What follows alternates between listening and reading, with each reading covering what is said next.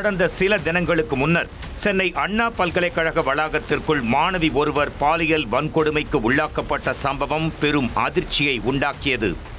இது தொடர்பாக பாதிக்கப்பட்ட மாணவி அளித்த புகாரின் அடிப்படையில் ஞானசேகரன் என்பவரை போலீசார் கைது செய்தனர். இதற்கிடையில் மாணவி புகார் கொடுத்த எஃப்ஐஆர் காப்பியும் சமூக வலைதளங்களில் கசிந்தது. இதனால் இந்த சம்பவம் குறித்து காவல் ஆணையர் அருண் செய்தியாளர்களை சந்தித்தார்.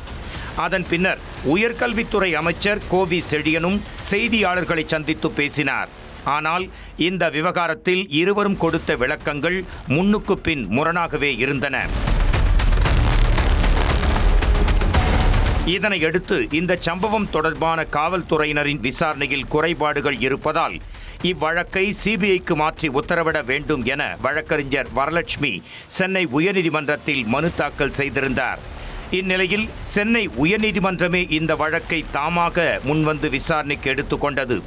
அதன்படி முதல் நாள் விசாரணையில் நீதிபதிகள் SM சுப்பிரமணியம், V லட்சுமி நாராயணன் ஆகியோர் அடங்கிய அமர்வு விசாரணை நிலுவையில் இருக்கும் போதே கைதானவர்தான் குற்றவாளி என காவல் ஆணையர் எப்படி முடிவுக்கு வந்தார் என பல்வேறு கேள்விகளை எழுப்பினர்.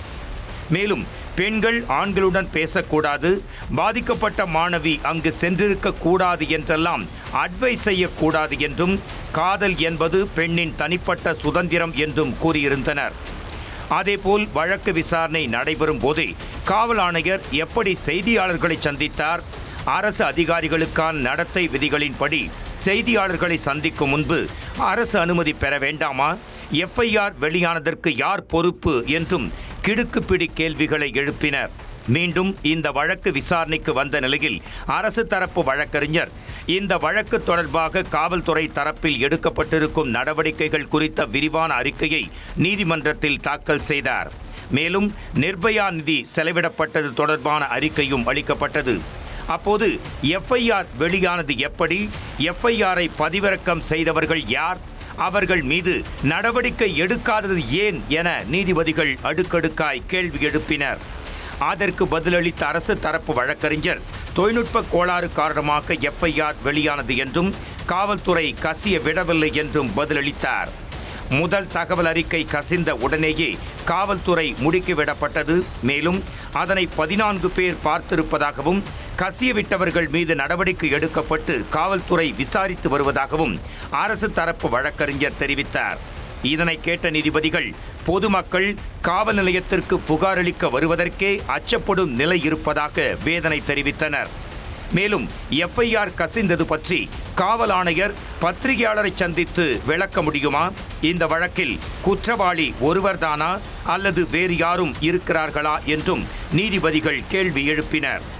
இது தொடர்பாக விசாரித்து வருவதாக தெரிவித்த அரசு வழக்கறிஞர் ஞானசேகரனின் செல்போன் ஃப்ளைட் மோடில் இருந்தது என்றும், அவருக்கு பின்னால் பெரிய டீம் இருப்பதைப் போல் ஞானசேகரன் காட்டியிருக்கிறார் என்றும் தெரிவித்தார்.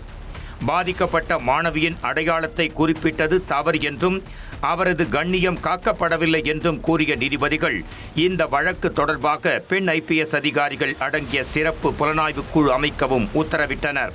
மேலும் பாதிக்கப்பட்ட மாணவிக்கு இடைக்கால நிவாரணமாக 25 லட்சம் ரூபாய் இழப்பீடு வழங்க வேண்டும் என்றும், அவர் தொடர்ந்து படிக்க அனுமதிக்க வேண்டும் என்றும் உத்தரவிட்டனர். மாணவியிடம் கல்வி கட்டணம் உள்ளிட்ட எந்த கட்டணமும் வசூலிக்க கூடாது என்றும், அவரது குடும்பத்திற்கு உரிய பாதுகாப்பை DGP வழங்க வேண்டும் என்றும் சென்னை உயர்நீதிமன்ற நீதிபதிகள் தெரிவித்தனர். மாணவி விவகாரத்தில் சென்னை உயர்நீதிமன்றம் எடுத்திருக்கும் அதிரடி நடவடிக்கை பொதுமக்கள் மத்தியில் பெரும் வரவேற்பை பெற்றுள்ளது.